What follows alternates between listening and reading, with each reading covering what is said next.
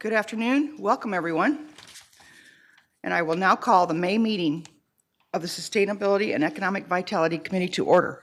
As expected, our committee covers topics related to sustainable initiatives and economic vitality of our great city. Note that there are no formal votes or decisions about city programs, policies, or budgets happening here today. Our role is to explore various topics with staff and stakeholders and community members and make sure the recommendations to our council make recommendations to our council colleagues. We want this process to be transparent, inclusive, and easy for you to be part of whenever you choose to be. And you can share your thoughts with us by filling out a comment card about any item on the meeting agenda or by reaching out to us directly with any other thoughts, questions, or ideas. The link to the comment cards can be found on our committee webpage at tempe.gov/SEV, and you'll find contact information for committee members and staff. There are no non-agenda-sized questions as well. Go ahead. Thank you, Mayor.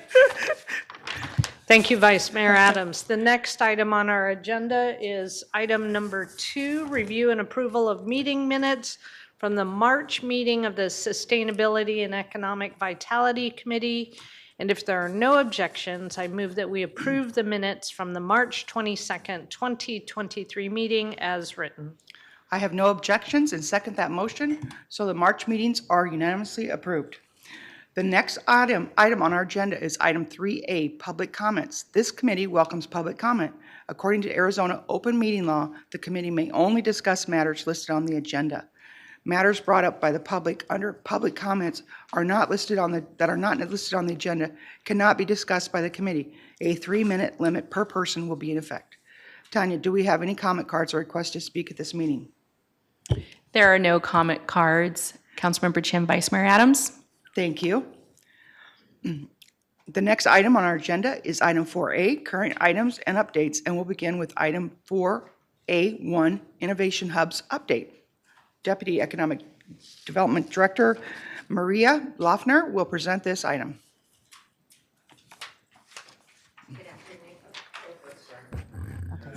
All right.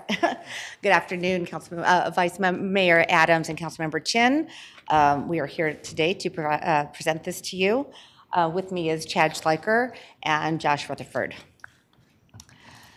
So just as a quick reminder of how we got here, back in 2018, City Council approved the establishment of the Tempe Innovation Hubs. And at that time, we created 9 hubs that were focused on employment corridors and connectivity. So as you see in this graphic, we tried to identify areas that were connected via light rail or streetcar or bike lanes and our extensive highway network, since our accessibility is so key to Tempe. So since this has been created, we have gone through an internal review of all the different employment corridors as they change. Everything changes. We're a very dynamic city. And we have come up with some other focus areas that we'll talk about at the end of our presentation. But for right now, we would like to go through what is going to be a sizable amount of information for you. And we were thinking that it might be helpful, since we're going to be going through the innovation hubs one by one, that we could do it as a dialogue. If you are okay with that, you could break in and ask questions at any time. Sure. So with that, I'm going to turn it over to Josh, and he's going to start. There you are. All right, so I'm going to start with the Lake District. And again, if you have any questions as I go through this, because I'm not going to go through every piece because we got a lot to get through, just let me know. So the Lake District obviously goes from the west end just past the Lake to Priest, and we like to the east end all the way to Lake McClintock. And that's kind of that corridor, and then everything that fronts the lake. So the pier, that's a project that's currently under construction. They're on the south side, just east of Rule. It's been under construction for several years now. They are making progress, and it looks like a completion in 2026 at this point. And then immediately to the east of that is our South Pier Lot 6. They are currently under construction in sort of a dirt work phase, and they've submitted the full package for the building. It's under review right now, which is 3 towers on a podium. So, and then our South Pier Lot 1, which is immediately south of the pier, They just formally submitted to our planning department. And then moving further west, we have our watermark development.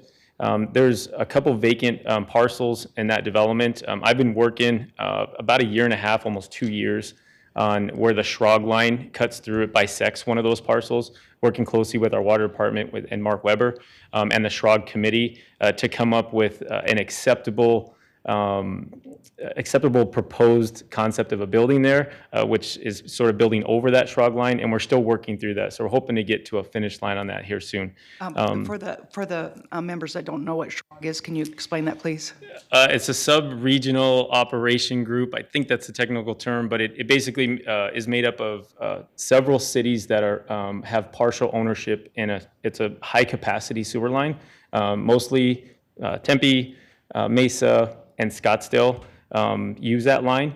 And it goes all the way, like I said, to Mesa, and then Scottsdale comes into the north about Scottsdale Road, and then we obviously have some flow into there. And then it continues on to Phoenix and the 91st Avenue water treatment plant. So it's about 20 million gallons a day, I think, that flows through that line. So so kind of critical if we want to build around or over it. So thank you for that. And then at the far west end is our IDEA campus, where we currently have the one office building with a parking garage next to our TCA, and we're currently engaged with a hotel proposal on that site. Our recent locates within the Lake District, the 100 Mile Brewery, sort of an adaptive reuse on the north side of that watermark development. Really great project. Sue, the owner, she was a ASU grad. She has a really cool picture that she took from her dorm room at Manzanita Hall to the north, one day hoping to have a brewery, and now she has it. So really great business there. And then MUFG Bank, they just actually relocated from our Papago district over to the watermark. So we're not sure exactly why that move was, but they're moved in a little bit closer, and now they're on the lake. So large vacancies collectively through all the buildings throughout the Lake District. We've got about 600,000 square feet of vacancy, which sounds like a lot, but that's only about 5% of the total available of like about 12 million space. So from an industry standard, 5% is about normal. So I know there's some doom and gloom about office out there, but we're looking okay there. So I'm going to go switch gears to our Novus project, which is the ASU Athletic Facility District. And you can kind of see the... No, Josh. I was saving a question for you. Sorry, if you go back, you said there's a restaurant 333 coming into the watermark? Yes. That's a Cohen project, right? I'm sorry? It's a Cohen concept? Do you know? No. This is a privateer, not part of a large group, was in the restaurant business years ago and kind of is getting back into it. I've been working with that gentleman for about a year and a half now in a former position of me being new to ED. And we're hoping that they actually submit plans soon. They went through a bunch of different proposals. They were adding a second story. It turned into a third story. Now it's back down to the original story, just with the change in the environment. They're kind of always moving, but we're hoping that they actually submit plans here in the next. I was told in the next 2 weeks. So great. It's a really high-end restaurant. They're going to invest about $12 million in capital in that space, and the space. I know the map's a little hard to read, but if you're familiar with the Watermark project, there is a parking garage on the north side of that development, and there's retail on the bottom. And then there's sort of a big box retail on the east end of that fronts rural road. So if you get off the freeway right there, or if you're in and out across the street, you're staring at a sort of a glass building, and it's got some like louvers on it, and that's the space we're talking about. And it's about, I think it's a little over 6,000 square feet. So it's a good size space. Yep. So back to Novus. Novus, ASU Athletic Facility District. You kind of see this map. It really is the boundaries of the map, so it looks a little funky. But parcel 4G is to the, if you're looking at the screen, it's to the far right on the south side of Rio Salado. It's actually immediately west of the APS Ocotillo site. They're just completing a 150,000 square foot spec office building. And then if you go back to back towards the west, parcel 3F, it's a multifamily 7-story. It's across the street from Wells Fargo Arena, so just kind of southeast of Wells Fargo Arena, tucked in there between the hotel and the multifamily development that was recently completed about a year ago. And they're under construction right now. I think if you go by there, you'll see they're kind of in the framing stage. And then parcel 3G, this is just east of Rural Road and just south of the Dickey Dome. They've been doing the underground work there for a couple months, and now they're just going vertical. As you noticed, they just erected a crane about 2 or 3 days ago. So that one's well underway. Recent locates in the Novus area is MSC Logistics. They took the entire top floor of the 777 Novus Tower, which was the first office building there on the northwest corner of Rural and University. And now that building is now completely occupied. So very good for that building. And then immediately north of the 777 Tower is 3 Fox Restaurant Concepts coming. So I didn't want to share all 3 of the names, even though I think it's been made public, but we expect plans to be submitted for the construction in this July, August. So looking good there. The large vacancy in Novus is the Wentworth parcel 4G. They're obviously under construction, and I think they're going for C of O within the next couple weeks, but they do not have any tenants at this time. So kind of not too weird, I guess, being that it's a brand new building, because since office has slowed a little bit. So the Maker District. The Maker District, it borders Broadway to the north, Southern to the south, Priest to the west, and the railroad tracks to the east. So medium to heavy industrial. The active projects we have in there is Foresight Technologies. They're sort of in that southwestern quadrant of the Maker District, closer to Priest and Southern. They actually front Geneva, which if you look at the screen, you kind of see the big white roof, which is the Lucid Motors former Safeway warehouse. They're directly south of there. They just purchased the Express Scripts office building to the west. So that Express Scripts building faces Priest, and they're going to be transitioning that from office to light manufacturing. So very, very cool to keep them in here, keep them in Tempe and expanding. So. If you're not familiar with Foresight Technologies, they're in the semiconductor business. They make, they are heavy on plastic welding. So a lot of the things they manufacture in their building is it's all derived from plastics, and it's for the processing of the wafers for, the semiconductor business. So it's kind of their bread and butter. Recent locates is the bouldering project at 2626 South Hardy. As you may or may not know, that's the hub building right there at Alameda and Hardy on the northwest corner. That was the building a couple years ago that came in when the Opportunity Zone was still available, and really rehab that building. So now they're getting this, the bouldering project, which is sort of this rock crawling gym. Pretty exciting for that building. And then there's just ongoing discussions in this entire area about assembling some properties for development. And really that's more focused up on the Broadway frontage and trying to bring in a little bit more residential to that area, which is part of when they identified, the area as the Maker District. So, and then a large vacancy, none. This area is performing really well. I think we put a Friday packet memo in about a month ago with a little background of the Maker District. It's overall, from a vacancy rate and the business in there, it's performing very, very well. So, Smith Hub, bordered to the north is Rio Salado, the south University, west McClintock, and the east Price Road. Kind of a smaller industrial area. Some active projects in there is the Tempe Market Station Hotel, 148 rooms currently under construction. On that same site, they have the Smith and Rio Apartments. I don't know if you remember, that site was sort of going to be a strip mall proposal, and then they came back in a few years ago, went through the PAD process and changed that to have the hotel and add the residential. So really good there. And same with the Maker District, the north half of the Smith Hub, it will allow for more residential. So the Perry Rio Apartments, this is directly west of the project I just spoke about.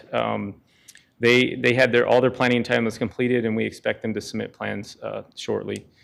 And then we have a proposed project on the Price and 101, which is the southwest corner. It's currently a construction like laydown yard and office, I think, for Nesbitt.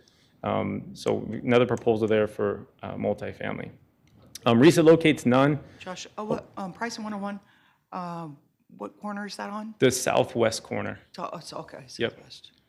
Okay, thank you. You're welcome. Recent locates none, but there's that area is active with inquiries weekly, sometimes multiple times a week. Just like I get direct inquiries about that of people trying to find smaller warehouse office space, trying to do some assemblage in there as well. And one of the focuses, it's not on the slide here, is we would really like to bring sort of an open brewery concept to this area. And so we've had talks with different folks about that. Just hasn't gained a ton of traction, but there is some interest there. And the other project that's not on here is the Smith Road Pedestrian Improvement Project. That goes from Apache down Smith Road all the way to Rio Salado. And that's a fast track project right now. I think we're about at 60% design. So that's really going to activate that sort of central corridor to the Maker District, or the Smith Hub. And we're going to have a bike lane there, correct? Yes, protected It's gonna be bike lanes. They will be adding some landscape components to it, some smaller islands, and yeah, definitely the bike lanes. The bike lanes were heavily supported from the public outreach. So that will include cul-de-sac, correct? It goes from basically the cul-de-sac on Apache at that point, yeah, all the way to Marketplace. And what's our time frame for that completion? I believe right now they're at 60% design, and I think they're trying to head to 90% design. So I think, I'm not sure on the exact timeline as far as to start construction, but I know as quick as possible is what everybody's talking, so. Okay. Yeah, Yeah, and I know on some of the meeting notices and stuff, it is very highlighted that this is a fast track project, so. Okay. As quickly as they Maybe can. next, at our next meeting, we could have an update on that? Yeah. Thank you. So large vacancies, if you look at the map on the bottom right, that was Oscar Health. It's a 185,000 square foot office that was completely revamped. That office space is still sitting vacant, but we've seen some interest recently on possibly getting a tenant in there. So, but 8 total vacancies throughout the area and about 4 buildings for sale. So not performing as well as the Maker District, but not too far behind. So Apache, oh, sorry, I'm not looking up there. No, that's okay.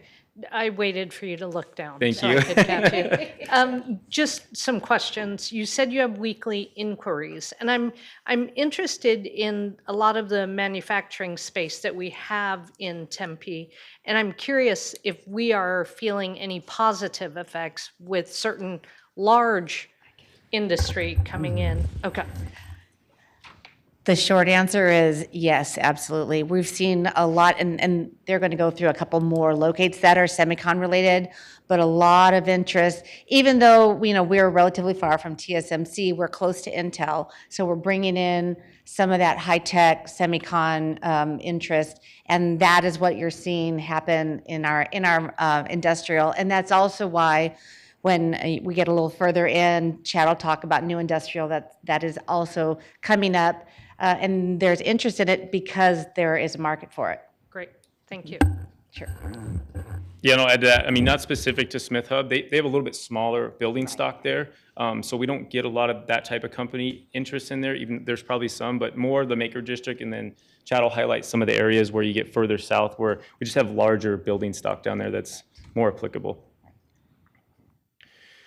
All right, our Apache corridor. This goes from we look at the border a little bit west of Rural Road, because when you get west of Rural Road, you get a lot of ASU buildings and, with the schooling and some of their properties. So Tempe has what we would go through our processes is kind of on that southwest corner, and then obviously all the way to the canal on the east end. So this first map you see is kind of highlighting that west end. And there's a lot of activity on Apache, just as our Lake District. There's a tremendous amount, so this is just a summary of what's going on there. The first one I'd like to talk about is the Apache Central RFP, which is the former Food City site. That RFP closed May 2nd. We received 7 proposals, really, really good proposals. We just reviewed those proposals this past Monday, and so we'll be moving along in that process, probably scheduling interviews with the selection of the projects, and then continuing that down the road. And there'll be probably a Friday packet memo and probably an e-session update coming probably, I would say maybe August. So, but I'm not committing to that. So, our cul-de-sac, obviously, we're well aware of that. They're ready to open their first phase. We keep hearing like May and then it goes to June, but we know they're really, really close to opening that first phase. And they're, total when they're all built out is about 750 units. And then you can see the other projects that are under construction right now for a total, once cul-de-sac is fully developed, and we end up developing Apache Central and the other projects you see on here, there'll be about 2,200 units that are basically coming online within the next couple of years. So quite a bit of activity there. So our recent locates, Chic Chef at the Nexa Apartments, right there, that little retail on the south side of Apache, just east of Dorsey.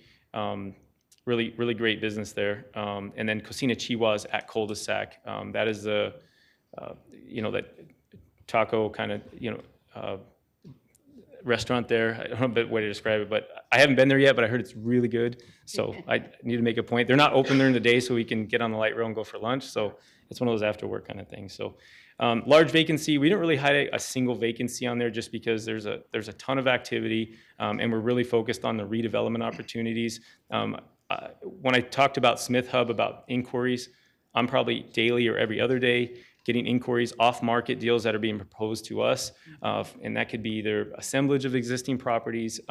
Some of the properties are interest to our housing department, so I work with Irma a lot over there to see, she's got some grant funding that she might be able to purchase some properties for her housing needs.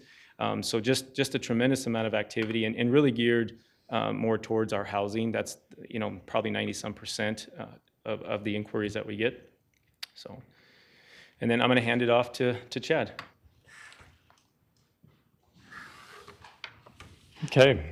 Hello. So something I wanted to touch on that Josh and I do a lot of is, while we kind of analyze these from a different number of factors, we also drive the sites. And, off Smith as an example, Josh and I were talking about, well, what about King Center, or what about this area, what could you do there? And then we kind of take it upon ourselves to make those outreaches and just see, hey, what are you open to doing? What do you want to, accomplish with your property? And then that's where you can start to kind of be this liaison between a number of the right parties to make something successful. So there's a lot of that occurs. So at the ASU Research Park and Discovery Campus, you can see the outline here. We kind of coupled these together because they're big office components. They're either research oriented or they're just big office, as you can see from things like Shutterfly and Chase and Biasat, which I'll touch on right now. So Biasat itself, that's a big active project. It's under construction right now. They've grown. They've seen a lot of success from a workforce standpoint, and so they've continued to add and want to ramp up their expansion. So they're adding 135,000 square foot building. They hope to bring in about 600 new employees. Something I'm really excited about. I was a part of this. It was called Project Niobate. Now it's called Key Solutions. That's the real name. So I was on about 4 site walks with GPEC, ASU, ACA, and basically they had done this national site search. They have big CHIPS money. They started to look. They liked Arizona. Arizona's kind of this semiconductor hub now. And then the reason they really liked this area, primarily it was ASU, primarily it was MTW building, but then we sold them enough on the environment, living in Tempe and working there, and so they ended up landing there. They are going to temporarily take in space at MTW building, and then they're looking to build a new building. They're going to invest about $35 million into the building. They're bringing about 100 jobs here, and the average salary is $160,000. So it's a huge win because they confidentially, there's a group that has invested a ton of money into them, and so they need a ramp to a very, very fast scale, and it'll be about 2 to 3 years. You might see those job counts double, triple. Sorry. I can't mention the name. I can't. No. you said confidentially, we're in a public meeting. yeah. So none of this is confidential now. Yeah, no, Okay. I wasn't going to say what I was. Yeah. I was just saying this. There's confidential information I can't share. Okay, gotcha. And I have, what does ACA mean? Arizona Commerce Authority. So they're kind of the statewide economic development. Okay. Organization. Anytime you guys can explain what all the these jargons. mean, it's really helpful because I just want the public to know what, Yeah, because well, most and- people wouldn't know that probably. Thank you for that. Yeah, Yeah. that's a good point. And to that point, so ACA can actually dictate incentives, right, from a state level. And then GPEC, which is Greater Phoenix Economic Council, is kind of the regional marketing hub. So they're the ones that are bringing business that are interested in the cities, and then cities pitch for those opportunities. It's kind of order of operations. From a vacancy standpoint, there is a decent amount of vacancy. There's about 500,000 square foot of empty office. However, that truly only makes up about 10%.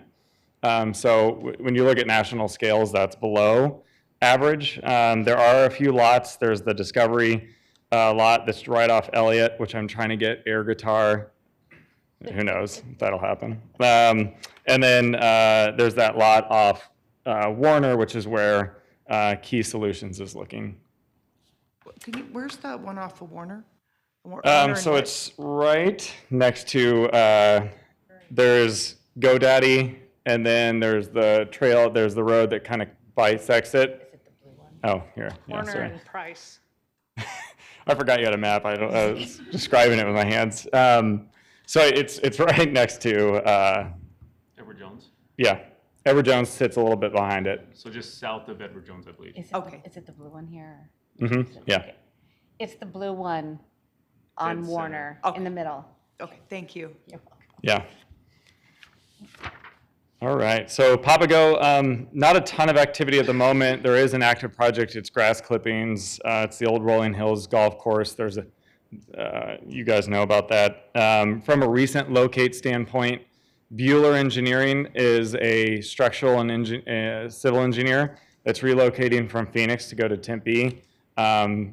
They're bringing about 30 jobs, high wage engineers. They're very, very involved in the valley, and I could see them growing. Just a point of clarification so people aren't alarmed. The Rolling Hills is still Rolling Hills. It's not the old Rolling Hills. It Yeah. still is. Yeah. We've maintained that. Okay. Okay. Good. Yeah, the name stays the same. From a large vacancy, there's not a ton of the land that exists that isn't controlled by people already, but there is a building that is for sale off Washington. It's they're going for 34,128,000 square foot office that's currently vacant. So there's an opportunity if there was investment interested. Any questions? Move forward? Okay, so downtown district, there's a lot here.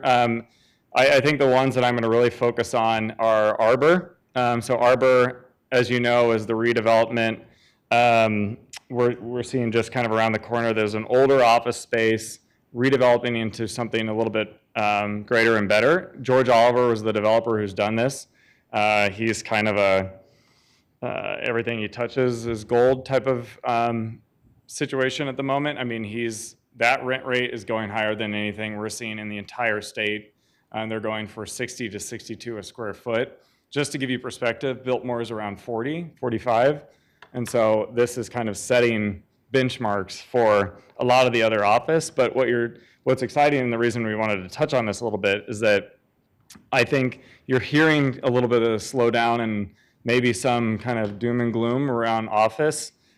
He's kind of proving a point that if you super amenitize spaces and you add furniture and fixtures and you really materialize what's existing, it can draw people into the office wanting to get out of their house and kind of experience that environment. And they're kind of proving a point. So they're almost fully leased up. There's literally one space available within their current phase one. And then phase two is they would build a new office building and then lease those spaces out. Talk about the amenities. Yeah, so amenities are everything from, they have a yoga, what? She has cross. Cross Cross streets, streets first. cross streets for that Arbor. Okay. Oh, it is fourth? Third and middle. Third. Third and middle, yeah. Okay, They kind of border fourth to the south. okay. That kind of little weird cut Yeah. through So if where you're- yeah, Hackett House is. Yes, Hackett House. Yeah. Yes. Yeah, directly I across love from that. Hackett House. Okay, very good. Thank you. So from an amenity standpoint, they have a yoga studio, they have a darts board, they have an inside cafe and bar, and then they have a fitness facility. And so if you are a tenant, all of your people get a membership to Peloton. So that's kind of one of the features. They have a sleep room. They have those pods that you would kind of picture in like a Google or Facebook. And so they've kind of just beefed it up to an nth degree, but they're proving success because of it. From a recent locate, something I wanted to mention is that McKinsey is a consulting firm. They're one of the big financial consulting firms. So you have Booz Allen Hamilton's and Boston Consulting and McKinsey's, and those really didn't exist in Arizona. McKinsey has come, and they really started as a back office admin kind of support for some of their bigger hubs like Dallas and LA. But they've seen such growth that they've actually now taken down two floors. They're up to 300 employees. And then what's happening is that the consultants, which is very, very hard to get into that consulting side. I mean, they average about 250, 260,000, and that's like straight out of school. And so if they bring that here, I think it'll change dramatically what's available for some of our workforce, which is exciting. And then they all cluster, so you would start to see others try to get around it. What school do I have to go to? Probably Harvard, Yale, Dartmouth. No, we've Yeah. got a good one down the street.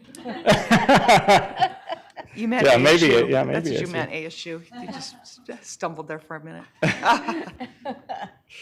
Yeah, the Harvard of the Southwest. So from a large vacancy, I think what's exciting is that within this box, there's almost none. We have 80,000, so that's parceled between 5s and 10s and things like that. And so you're kind of seeing this interest to be downtown. From a restaurant standpoint, so really kind of just focusing on Mill. A lot because of Councilmember Chen and the mayor's efforts, and then some of economic development and downtown Tempe authorities, is this really big push to try to bring in a different class of restaurateurs, a different option, I guess. And so PF Chang's is very, very close to closing a lease with a really great group that's going to be bringing a new concept, and then they're looking to take the great clips behind it and really kind of create this really neat element at that corner. Ascend, who owns Anoche and 640, they're going through a rebrand, and so 640 is now officially closed. What they're going to bring is kind of a Cuban Latin option, and then with their restaurant side, they've already landed a pretty big chef that the owner is really excited about, and so I think she's still trying to ink that deal, but it's a big name, like a television celebrity type. Can you give me cross streets on that? 640? Yeah, so 640, do you know where Snakes and Lattes is? I do. It's right across the street. Okay. Um, Yeah, if you can give cross streets on all of these, this would be helpful. okay, yeah, I'll add that. I know where most of these things are, but for our public. Yeah, that's something I need to work on, is those cross streets. I'm the type that drives down the street and I'm like, there's a big oak tree, you know where you're going.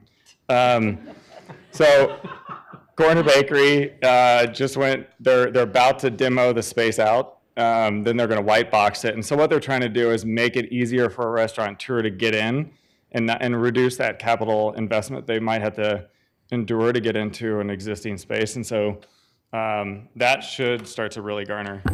Just to be clear, Quarter Bakery isn't doing that. Cousins is doing it, and it's in the 222 South Mill building. Yes, right across an oak tree. So Devil's Hideaway, this is where the older Rulabula space is. So they are set to open in October, and it's going to be a mix between craft cocktail with kind of American fare with some kind of Asian fusion in the mix. So it's going to be an interesting combo, but it's Julian Wright, and so he does a really good job from an operations standpoint, and he's really excited about what's going to go there. Bang Bang Sushi is getting close. I didn't get a true opening date yet, but they've already started to hire GM, executive chef, and the waiters. And we're working with them on helping them brand as they are about to open. So Emerald, real quick, I'm just going to focus on two main things here. So in this area, which is kind of the IKEA area, right? You have Insight Logistics, which is the old Insight headquarters, which is now kind of a state of the art. It's under construction, industrial, and they're doing it spec, similar to Warner Commerce, which is the old Honeywell. They got demoed and they brought in 2 new spec industrial spaces. And so I think what you're seeing is that the outskirts, the Glendales and the Mesas had all these really large, what they call bomber facilities. They're 1 million square feet. You know, Amazon was taking down those kind of entire things. Well, now there's this new investment and interest into being around kind of a greater demographic where people live and work and play. And so you're starting to see industrial take down some Class C office and really revamp it into something special. And so those are really 2 incredible examples, and supposedly they have a ton of interest. Electric Pickle is exciting, right? If you live in that area, it's a pickleball bar, restaurant. From a vacancy side, just if you're curious what's going on in that area, so Target, right across Lifetime Fitness, has about 10 acres of land. Josh has recently talked to them. They're exploring opportunities on what they could do there. The northwest corner of Warner and Priest has Emerald Multifamily. So there's already multifamily coming to that area. And then the lot that sits next to Drury Inn is going to be Bubba's 33 restaurant. So a shrimp and seafood restaurant. And then there is, as maybe you read in my Friday Packet memo a while back, that there is a group interested in the ADOT pit. Not the entire thing, but just exploring options to bring potentially a soccer facility. Now I'm going to pass it to Maria. All right. And I just want to close up by mentioning some of the sites that we're looking at when we are redoing our innovation hubs. And we're doing it again because there's been a lot of activity and a lot of interest. So one of them is going to be North Tempe, which you see here. It encompasses all of the activity that's going on along rural Scottsdale Road. There's mostly multifamily is happening in this area. The second one is Fountainhead. Fountainhead is just west of the Tempe Maker District. And it is a large office park, but we are constantly seeing activity happen here with new investment and new office. And the next one, the third one is Liberty West. So this is west of where Liberty is where our Eve Bomb was, where the TMOC's going, a really strong industrial park that is also seen recently because of what's happening in the industrial market, a lot of activity. And the final one is Central Industrial. So what we're trying to do with this is try to focus more on the industrial assets that we have because we see that the market is focusing on them, which means we're creating new employment corridors. So with that, did you have any more questions? I know it's a lot of information. Councilmember Chin? Thank you, Vice Mayor. One, I think this was very helpful. I get many calls and text messages from people that will ask me as they're driving by something, hey, what is that fill in the blank? And I don't always know. And I will now make up something based on what I heard from all of you, right? But no, this is very helpful for me. And I think it's helpful for anyone listening that may also receive. I think Vice Mayor and probably many of our other staff members receive those questions also. So I would love for you to come back periodically and give us updates and highlights because also while we have residents dealing with a temporary delay in a street because of construction, it's nice to focus on what's going to happen and what's going to be there. And after listening to you all, I'm really excited about it. And I don't see the construction, I see the opportunity there. And that's a good reminder. So I appreciate that. Thank you. You're I think welcome. that's a great idea. Have you guys come back, because we have so much going on, obviously. I mean, it was. Yes, You yes. had many slides of what's happening out there. So now you know why we always look like we're super excited, because it is. It's very exciting, everything that's happening in Tempe. Yes, well, I appreciate your great presentation. And yeah, if we can do this, what do you think, every 6 months or something? We'll leave it to you. I mean, we can talk about it with you when it becomes timely, right? Hey, we're ready for some more updates. So we don't have to wait too long in between, but I think in the next phase, right? Wonderful, yes. Yes, and just a question, so the economy is slowing down, and I'm just wondering, but it doesn't seem like we're slowing down at all. So the national economy is slowing down. Arizona is still not feeling anything. Okay, that's what's So going on. fingers crossed. Okay, And a lot of that is because we're seeing so much of the semiconductor activity. oh, that's, You know, in fact, 3 weeks ago, GPEC, the Greater Phoenix Economic Council, hosted a delegation mostly from Asia. There were a few companies from Germany and Ireland, but it was over 65 companies that attended. wow, that's So, and impressive. they're looking at bringing, expanding operations of whatever they're doing in their countries to Arizona. Okay, you have another question? Yep, just a comment, as you mentioned, Germany and Ireland. You know, when we host annually a delegation of our sister city colleagues Right. from their municipalities and their mayors and their council members, and they're always interested, and so maybe we can work that in as that's our own mini visit and tour of some areas. Oh, absolutely. We always try to. We've had meetings with that delegation various times. It's hard to carve out more time, but I would love to do that. So yeah, we will work with sister cities on that. Great. We can probably thanks. help you with that, don't you think, Councilmember Chin? Very good. Well, thank you so much. Thank you. Great job. All right, thank you. Nice seeing everybody. Thank you. We'll now move on to item 4A2, heat relief update. Human Services Manager of Homeless Solutions, Jessica Wright, is here with us today to provide an update on how we are keeping our residents safe. Welcome, Jessica.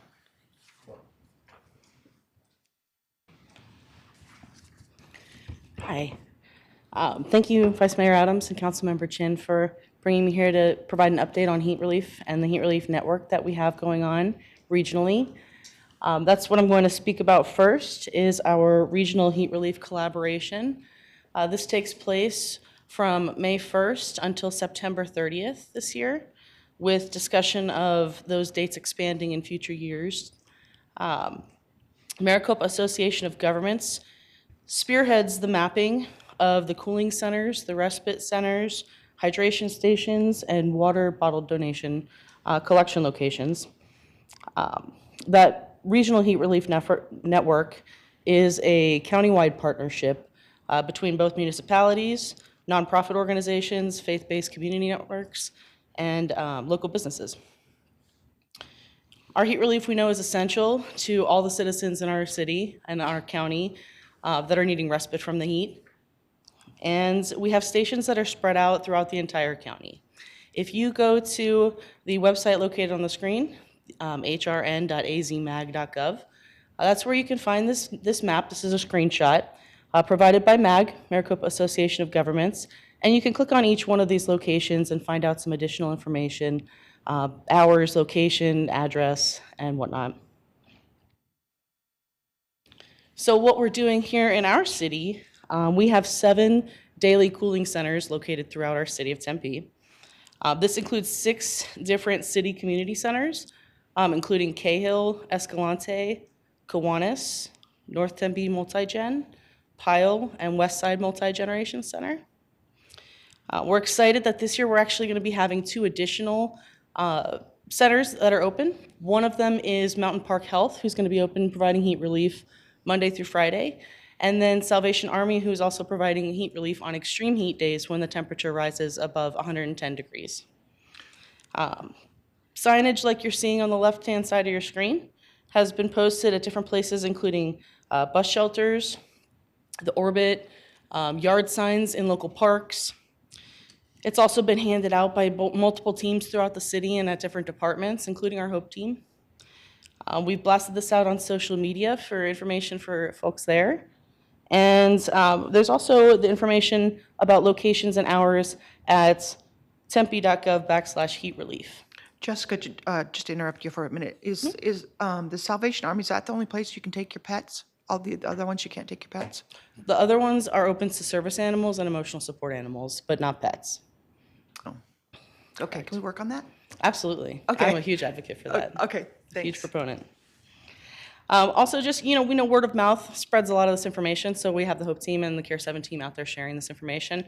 As well as if folks are in need of the information itself and don't have it handy or don't have any of those resources, they can call the 8004 Care and Hope line and find that information out as well.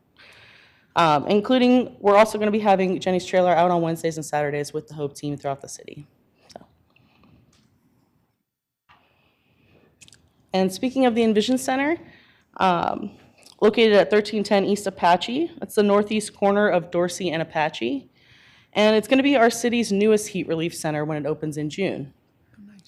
Maricopa Department of Human Services provided $50,000 in funding. And we also have the Arizona Faith Network providing the day-to-day operations for the center.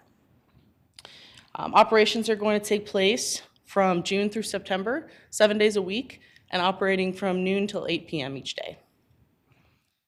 And with that, intake is going to be available on connection to services at the Envision Center for any individual or family that's coming and needing services. And this could be anything from help with job searching, parenting classes, GED assistance, housing assistance, or a direct connection to the Care 7 or HOPE team. And I'm happy to answer any questions. Councilmember Chin, do you have any questions? No. I don't have any questions. This is great. Just like I said, the pet thing. Yes. I would like to see if we can expand some places for that. But this is really helpful, and it's great what you guys are doing for our community. Thank you. So, thank you. Keep up Thank the you. good work. Thank you. We'll now move on to item 4A3, Energy, Environment, and Natural Resources, Federal Advocacy Committee update.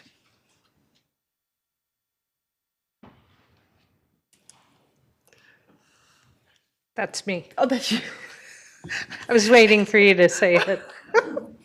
Here we go. Our very own Councilmember Chin will provide us with an update as she serves on the National League of Cities Energy, Environment, and Natural Resources Committee. Thank you, for it. Vice Mayor. You're welcome, Councilmember So we're Chin. doing a little twist here. You all are very kind and gracious enough to present to us and help us get up to speed. I wanted to report out to staff and residents about a committee that I serve on through the National League of Cities. And we were at their conference in March. And prior to going to this committee meeting, I met with Dr. Braden Kay and Craig Caggiano because we had the agenda ahead of time and I was getting up to speed on some of the projects and grant applications that they had in, and they gave me a list. They gave me a homework list of people they wanted me to meet and talk to about some projects that we're either interested in or working on in Tempe. What I'd like to do is, for any other future meetings, I'll come to you and ask you those questions, right?